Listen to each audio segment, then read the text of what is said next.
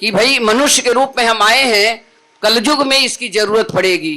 किसी के घर का क्रूर परिवार है, जो परिवार यहीं पर हमको सुख नहीं दे रहा है, तो मरने के बाद आपको कौन सा आशीर्वाद देगा बताइए आप। तो उसको तो शांत करने के लिए थोड़ा थोड़ा करते रहिए तो शांत रहेगा वो। भाई आप शांत रहिए, भोजन मिल गया तो शांत रहेगा। मेरे पुत्र बधु, मेरा पुत्र, मेरा पौत्र, मेरा पत्नी जो भी है हमारे लिए कुछ तो किया, मेरा इतना बड़ा परिवार है मेरे लिए कुछ नहीं करेगा तो श्रापित ही होगा। जिसके छोटे मोटे बर्तन खटकते हैं ना घर में, जो खनकते हैं तो समझ लो ये पितृदोष ही है और बाकी कुछ नहीं है। देवता की पूजा से बढ़ करके पितरों पूर्वजों को मानो, अपने पूर्वज को मानिए।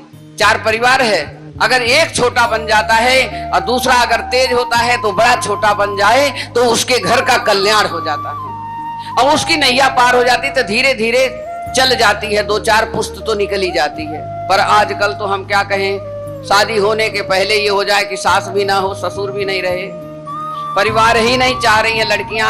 और ये हमारी आपकी गलती है, बाकी किसी की नहीं है। गलती हमारी आपकी है। जैसा हम संस्कार अपने बच्चों को देंगे वैसे ही हमें परिवार मिलेगा।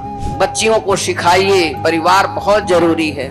परिवार को पालने के लिए बहुत कष्ट उठाया जाता है। जब परिवार, हम इतने बड़भागी हों, हम तो ये चाहते हैं भगवान मेरे सिर पर किसी का हाथ हो, कोई दुख हो तो मेरे सिर पर हाथ रख करके पूछे बेटा बेटी क्या है, बेटा क्या कष्ट है आपको, क्या है पुत्र आपको क्या कष्ट है। वो बड़े भाग्यशाली हैं जिसके सिर पर बड़ों का हाथ है, माता पिता का हाथ है, अपने जेठ जेठानी का हाथ है, परिवार सही, वो बहुत बड़े भाग्यशाली हैं। हमारे तो जितने बड़े थे चले गए, पर हम तो अपने माता रानी को ही सब कुछ मान लेते हैं, अपने पंडित जी को मान लेते हैं, सब मुझे पूरा पूर्ण रूप से विश्वास, सब आशीर्वाद देते हैं मुझे।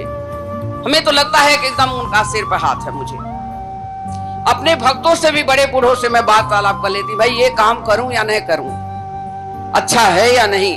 तो अपने बड़ों का हाथ होना चाहिए सबके ऊपर, ऐसा काम करो।